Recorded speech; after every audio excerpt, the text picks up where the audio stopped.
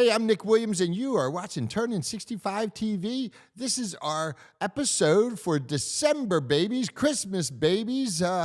If you want to call all December babies Christmas babies, I'm going to call them holiday babies. But those born in December of 1960, and it's interesting. And what we do here is we celebrate events that may have happened when you were born, in the month you were born, throughout your life, and celebrate your life, if you will, and maybe some of the highs and lows of things, events, pop culture, politics that have occurred during your life. And mainly we want it to be uplifting, and sometimes there's things that are very relevant that aren't necessarily uplifting. I will say that December is a month where not as much happens because, for example, we had Kennedy elected in November and then he's inaugurated in January. So December is like, well, there's nothing happening there. But there are some really cool things, and we're going to talk about them in this video. And we're going to get started there. Let's move to one of my favorites. Oh, there it is. Let me get out of the way here. All right. The Flintstones, like I said, not everything, not a lot of stuff is shall we say, introduced in December because it's a busy month to begin with. So politics and pop culture, they may have movies and stuff, and we got some of those for you. But the point that I'm making is the Flintstones actually came out 2 months prior to December, but it really took off. And they knew that they had a hit with the Flintstones. And I loved the Flintstones when I was a kid. I'm not a December 1960 baby. I'm younger than you, but I'm not too far behind you. But what I really liked about the Flintstones was, and this is something that was my own personal thing. I love Kazoo. Kazoo was he was my favorite character. It was kind of like with the Peanuts, Charlie Brown loves Snoopy. And I would watch it, and when I would see the Snoopy episode or the Snoopy segment, that's when I was really enjoying it. But Kazoo was always fun to watch. And the Flintstones, that is a very significant, I would say, cartoon in the history of cartoons. They say it's the first family cartoon. Maybe there was some underlying subjects that were a little bit deeper than. Obviously not very deep, but maybe they just introduced some things, the family things, whereas cartoons prior to that were more slapstick and more, shall we say, just silliness, Tom and Jerry and stuff like that. The Flintstones had a family, and it was about their family. So that they say was the first cartoon aimed at adults, and it was very successful. So let's keep moving here. Whoa. Oh, in the month of December 1960, what is it? Disney's Swiss Family Robinson was released. Okay. I remember this, and I remember it being significant. I don't remember much about it. This is one of those shows that it was almost like required watching, a movie that you had to see, but it was a big deal at the time. I can't really comment about it because I don't know so much about it. I probably should have studied it a little bit more, but it was a big movie, and it was, again, one of those movies that you always wanted to see. It was always talked about in the background, kind of like Jaws later or something like that. But there's some other ones that are more significant. So we have also in 1960 the World Championship, December of 1960. The World Championship, the NFL, the Eagles beat the Green Bay Packers for the championship, which was one of only 4 losses by Vince Lombardi in the postseason in his career. So they always talk about him as being one of the greats. And now I'm from Baltimore, And when I think about those days, I always think about I'm too young to remember this. You're too young to remember the game, but these are things that you hear about as you're growing up. And I heard about the 1958 championship with the Baltimore Colts and I think it was the Giants. Yes. Wasn't the Jets, not those terrible Jets who beat the Colts in 69, but the Jets. The Giants. Okay. I'll try to stay focused here and keep this on point. Now, that was called, in 1958, that was called the greatest game ever played. This was significant because, again, it was one of Lombardi's. I mean, he lost the Super Bowl of that era. There was no such thing as a Super Bowl back then. Can you imagine that? All right. Oh, the twist. Chubby Checker. Man, this is just part of culture. So ingrained. I can't imagine how many times that this popped up like in our youth. Now, again, I'm younger than you guys are by a handful of years. But this was all popular throughout much of my life, my youthful years, my youthful life. And boy, it was so cool. And, me being a guy, I just think of those girls. Some girls could really pull off that twist. Oh, yes. And Chubby Checker, I don't know what else he did. Maybe somebody can put in the comments other things that Chubby Checker did. But yeah, the twist. You see people doing it to this day. I don't know that there's ever been a bigger dance than the twist. Maybe the Macarena? What is it? The chicken to put your right foot in, pull your right foot out? that really doesn't qualify. But yeah, the twist was that was so significant for so many years. And again, you see people do it to this day. Not all the time, but you see them do it. Let's see, what else is going on back then? Frank Sinatra, ring-a-ding-ding. Now, this is a big thing back then.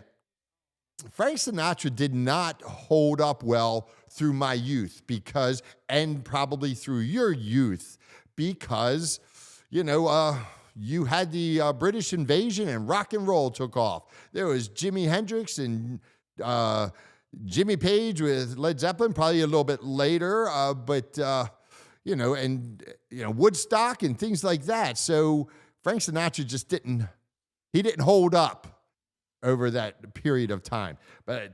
So I'm going to move on. But Elvis, he remained significant. It was usually he was significant because your parents thought he was. But when I was a kid, I used to love to watch those stupid Elvis Presley movies. And I say stupid. It wasn't that they were stupid, but they were, I think, King Creole. And you guys can comment as, in your opinion, what you might think were what you might think of these movies. I felt they were kind of silly movies with silly themes. Well, basically, it was like, watching a Gidget movie. Remember Gidget? Beach blanket bingo or whatever it is. Beach blanket bingo. Stuff like that. Those movies were, these people did what they were supposed to do. Elvis did what he was supposed to do in these movies, and I guess he did it fairly well, but who knows? He could have been a good actor. They do say that King Creole was one movie where he maybe actually was given some real direction on how to act. But I think that I watched some of this stuff. By the way, his comeback special was, I've been watching some Elvis on YouTube, and I'll tell you something. He was electric, man. He was electric. There's a reason they called him the king, because some people have it. They have something special. And Michael Jackson had something special. Prince has something special. Some people have something special. like that Justin Bieber. But this was a big deal, and I always, as a matter of fact, with Elvis, I remember when he was going to do his final tour.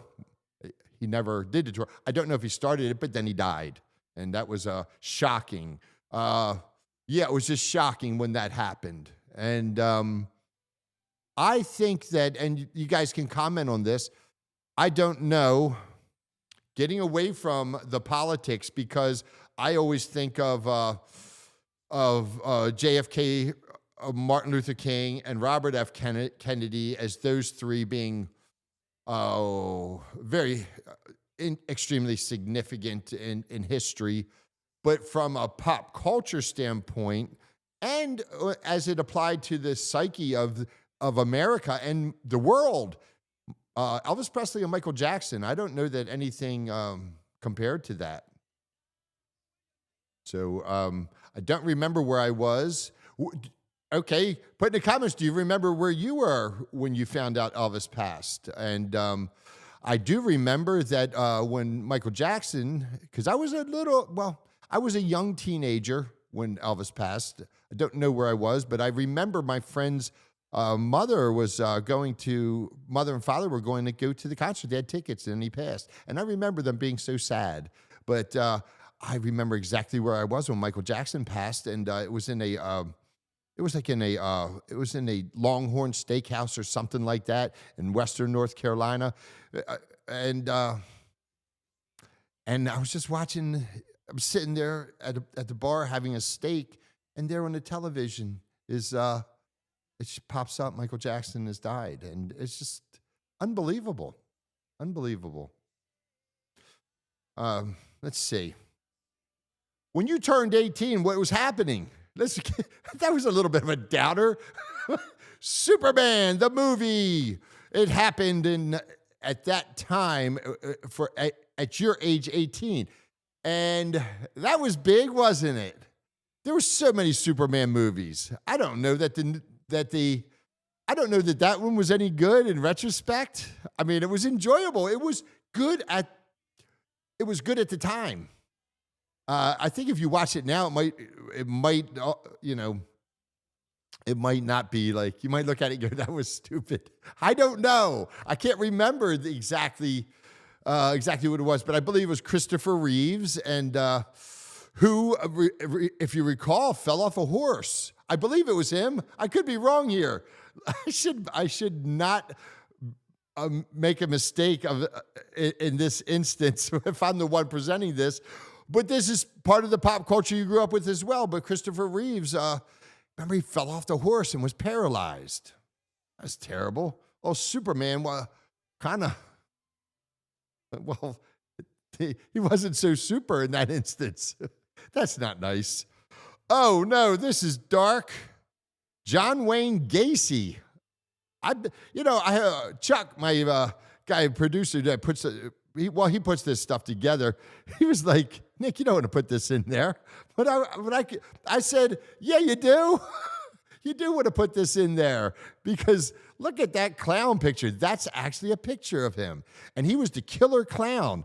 And that, these things, Son of Sam, John Wayne Gacy, they did capture the imagination, or put America in a state of fear, especially regionally, if you were in the area where these things happened. Let's see what's next. Oh, and this is quite significant. Vietnam invades Cambodia. These wars went on, the Vietnam. It was always in the backdrop.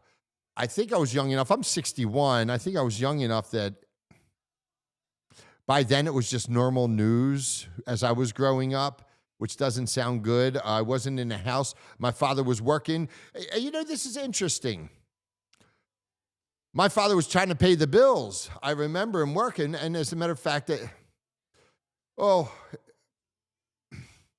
my parents, because I wasn't living with my father, I was living with my mother at the time. But and she was trying to pay the bills. So there wasn't a whole lot of talk about that kind of stuff. We just, I just remember, that I just remember people coming and going to work. Let's see. When you turn 29, what happened there? The Cold War ends. Now, this is debatable as to when it ended. There's when the agreement was made, and this shows Bush, the senior Bush, shows him and Gorbachev. They came to the agreement. Then you could say when the wall came down is when it ended. Then you could say where the Soviet bloc countries dissolved. So, but this was the big deal. And I do remember these things. And I do remember there was Lech Walesa, if you remember Lech Walesa. And he, what was it? Perestroika, where he organized the unions. And it basically, that basically was how Poland gained independence. And again, I say gain independence. It's, there's a lot of things that happen in the evolution of these things. But, and I think a history person could probably make some comments, a person that was knowledgeable of history more accurately could make some comments in the comment section below and tell us what happened there. My objective here is simply to entertain you for a little while. I'm not a historian. And here's something that was significant. The Simpsons debut. This happened when around the time you turned 18. Yeah. This is a big deal. Was it when you were 18? Hold on a second. No, when you turned 29. I thought I was off there. So, man, I watched so many episodes of this. I watched this for many years. I watched it with my kids. We used to watch it. It was, there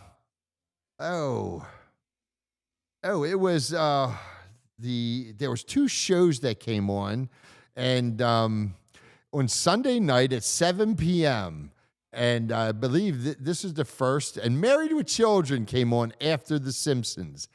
And this was a big deal. And The Simpsons was a great show.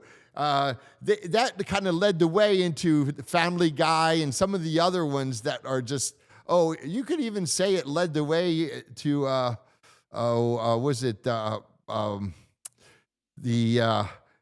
all those silly shows. I can't remember all the names of them because I don't watch television and I don't keep abreast of it. But South Park was the one that I was thinking of. And that is, where it was just all of a sudden these cartoons came out and they were downright, you could say, blasphemous to the culture that existed. And certainly South Park was blasphemous. I believe it's still going. It is. I'm pretty sure it's still going. When you turn 30, so we're moving right along there, the channel, it united, as it says there, Britain with Europe. And all of a sudden you could take the channel and be part of that, that European, that rail system that they have, that you can just travel all over Europe and just get on a train and go from country hopping. And, a lot of people from America did that. I would think that they were probably more college student types that would, and I had friends that their parents would just give them a credit card and they'd go to Europe with a backpack. How about that? I never got that, I assure you. I never got a credit card. There was no way in Hades I was getting a credit card. But, another significant point to make here is that this channel, they built a tunnel under the channel there. And, that's quite significant that they could do that you could actually build a tunnel under such a body of water in such a manner. So let's see here. Now, Chuck told me I should put this in here. I'm not a big hockey fan. I'm from Baltimore. I grew up with the Orioles and the Colts, and later, the Ravens, of course. But the real culture in Baltimore with Johnny Unitas and Lydell Mitchell and Burt Jones. But anyhow, we have Paul Coffey. So I'm talking to my editor guy, Chuck, and I said, I don't even know who Paul Coffey is.